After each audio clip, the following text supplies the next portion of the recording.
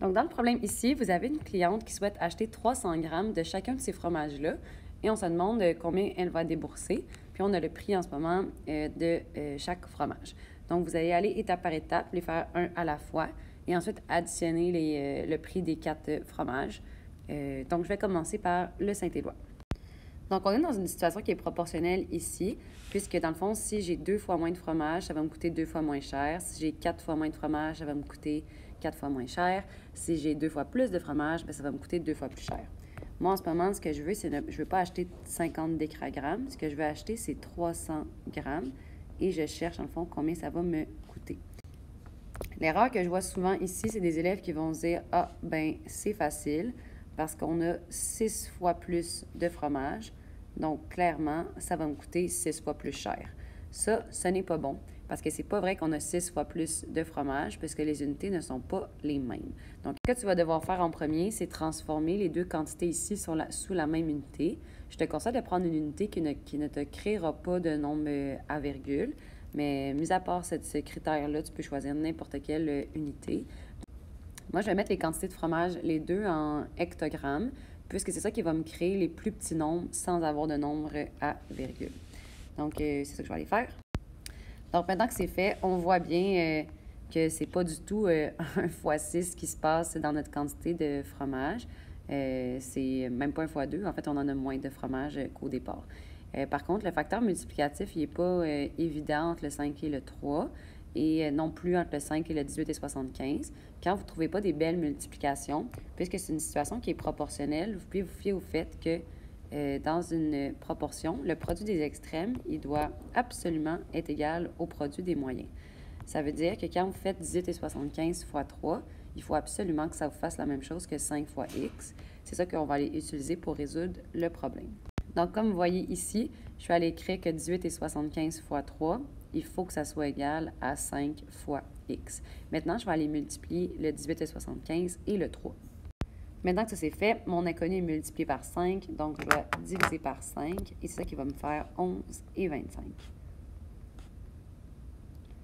Ça veut dire que pour 300 grammes de fromage Saint-Éloi, ou pour 3 hectogrammes de fromage, ça me coûte 11 et 25. Et vous allez faire exactement le même principe pour les 3 autres fromages et les additionner ensemble. Donc, pour le fromage mignonnette, c'est la même chose. On sait que ça nous coûte 19,95 pour 5 hectogrammes et on cherche en fait combien ça va coûter pour 300 grammes. Première étape, je vais aller mettre les deux quantités de fromage en hectogrammes. Maintenant que ça c'est fait, si j'avais eu 2 fois moins de fromage, ou 3 fois moins, ou 2 fois plus, puis que la multiplication, ça serait bien faite, on aurait pu déduire, par exemple, puisque j'ai 2 fois moins de fromage, ça va me coûter 2 fois moins cher. Mais en ce moment, le facteur multiplicatif n'est pas facile à voir. Même chose entre le 5 et le 19 et 95. Donc, ce qu'on va faire, c'est qu'on va résoudre la valeur manquante dans notre proportion en utilisant le fait que dans une proportion, le produit des extrêmes est égal au produit des moyens. Et j'obtiens 11,97 pour le fromage mignonnette. Donc, je continue. Maintenant, je vais aller faire le troisième fromage qui est le duc. Donc, pour le duc, on peut prendre un raccourci. Premièrement, les deux quantités de fromage sont données dans la même unité.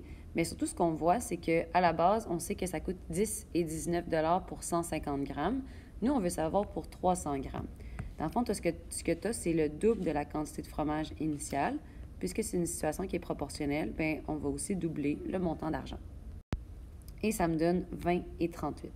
Et maintenant, dans le fond, vous auriez tout simplement à faire la même chose pour le quatrième fromage, qui est le cavalier. Donc, en ce moment, on a deux quantités de fromage qui ne sont pas sur la même unité. Donc, on peut mettre les deux en grammes, on peut mettre les deux en décagrammes, on peut mettre les deux en hectogrammes. L'unité qui va me permettre d'avoir le nombre le plus petit sans avoir de nombre à virgule, c'est les hectogrammes. Donc, c'est ça que je vais aller faire pour les deux. Maintenant que ça c'est fait, on a 3 manières de faire ce problème-là. Donc, ce qu'on pourrait se dire, c'est que la quantité de fromage, bien, elle est 1,5 fois plus grande que la quantité de fromage initiale.